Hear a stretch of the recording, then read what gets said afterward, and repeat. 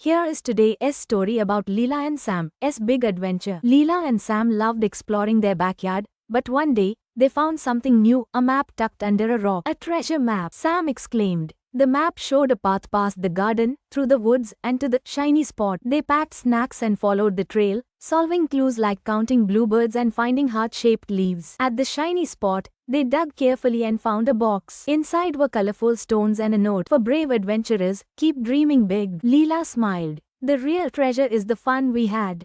And Sam agreed, as they skipped home with their sparkling stones. If you like the story, please make sure to do like and subscribe for more stories like this.